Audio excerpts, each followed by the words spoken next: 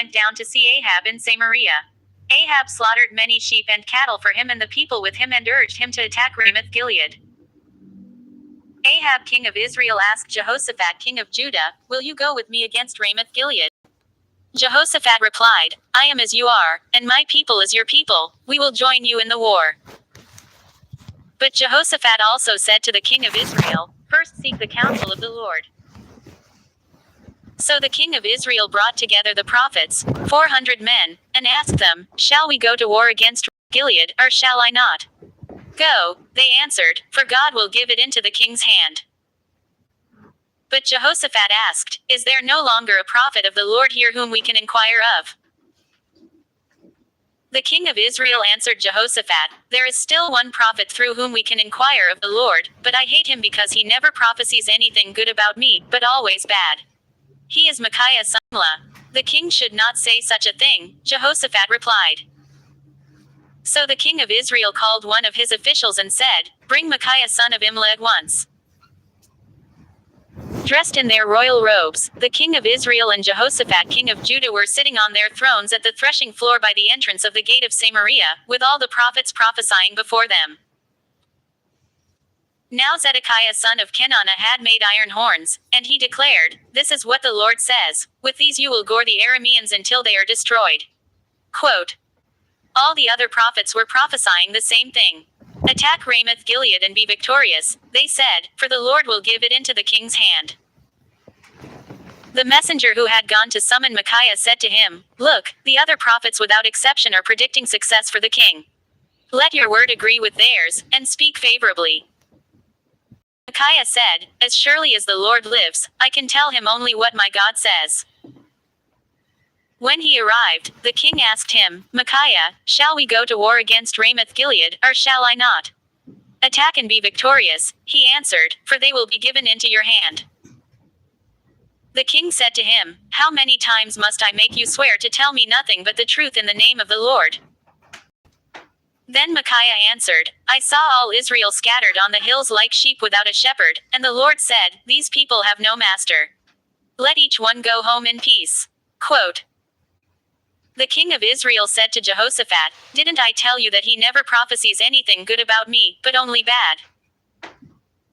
Micaiah continued, "Therefore hear the word of the Lord. I saw the Lord sitting on his throne with all the multitudes of heaven standing on his right and on his left. And the Lord said, 'Who will entice Ahab king of Israel into attacking Ramoth-Gilead and going to his death there?' One suggested this, and another that. Finally, a spirit came forward, stood before the Lord and said, 'I will entice him.' 'By what means?' the Lord asked. 'I will go and be a deceiving spirit in the mouths of all his prophets,' he said. 'You will succeed in enticing him,' said the Lord. 'Go and do it.' So now the Lord has put a deceiving spirit in the mouths of these prophets of yours. The Lord has decreed disaster for you." Then Zedekiah son of Kenana went up and slapped Micaiah in the face. "Which way did the spirit from the Lord go when he went from me to speak to you?" he asked. Micaiah replied, "You will find out on the day you go to hide in an inner room." The king of Israel then ordered, "Take Micaiah and send him back to Amon the ruler of the city and to Joash the king's son.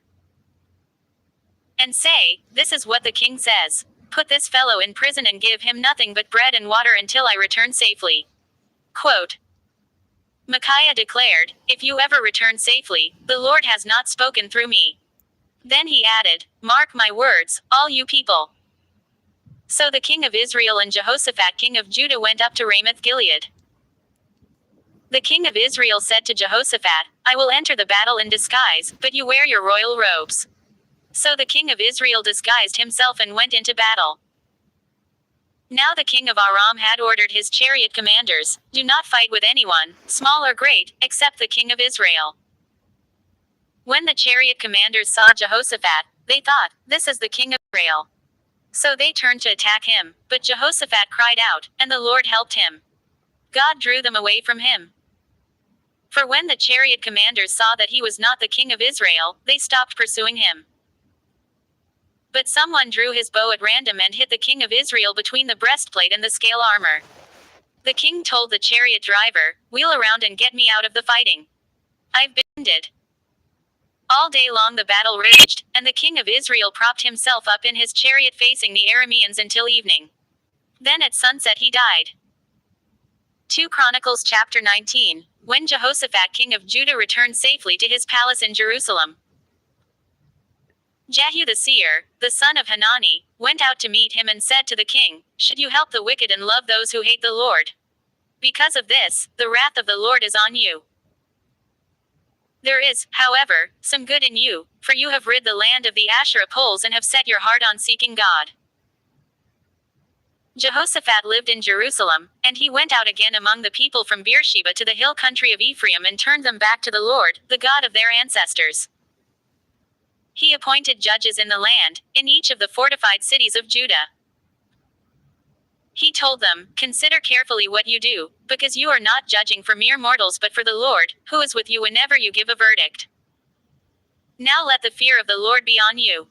Judge carefully, for with the Lord our God there is no injustice or partiality or bribery."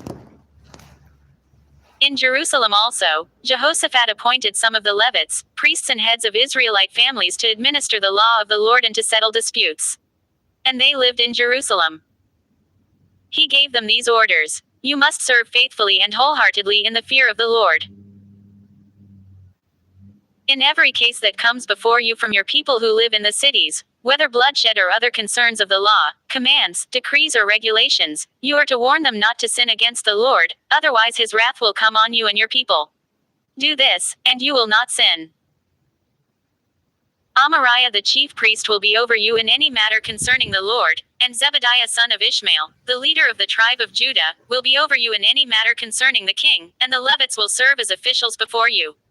Act with courage, and may the Lord be with those who do well."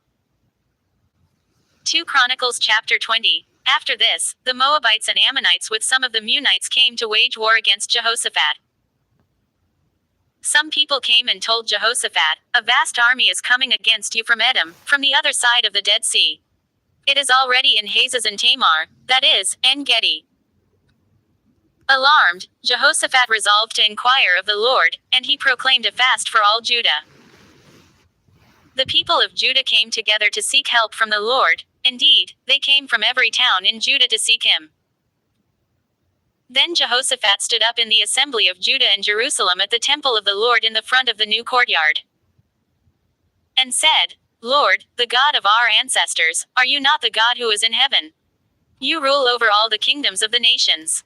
Power and might are in your hand, and no one can withstand you. Our God, did you not drive out the inhabitants of this land before your people Israel and give it forever to the descendants of Abraham your friend? They have lived in it and have built in it a sanctuary for your name, saying,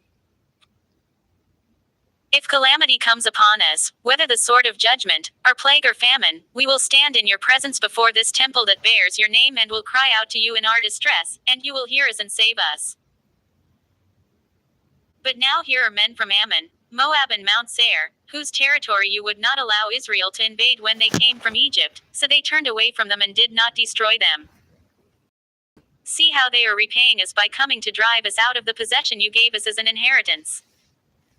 Our God, will you not judge them? For we have no power to face this vast army that is attacking us. We do not know what to do, but our eyes are on you." All the men of Judah, with their wives and children and little ones, stood there before the Lord. Then the Spirit of the Lord came on Jehaziel son of Zechariah, the son of Benaiah, the son of Jael, the son of Mattaniah, a Levite and descendant of Asaph, as he stood in the assembly. He said, "Listen, King Jehoshaphat and all who live in Judah and Jerusalem. This is what the Lord says to you. Do not be afraid or discouraged because of this vast army. For the battle is not yours, but God's. Tomorrow march down against them. They will be climbing up by the pass of Ziz, and you will find them at the end of the gorge in the desert of Jeruel. You will not have to fight this battle. Take up your positions, stand firm and see the deliverance the Lord will give you, Judah and Jerusalem. Do not be afraid, do not be discouraged. Go out to face them tomorrow, and the Lord will be with you." Quote. Jehoshaphat bowed down with his face to the ground, and all the people of Judah and Jerusalem fell down in worship before the Lord.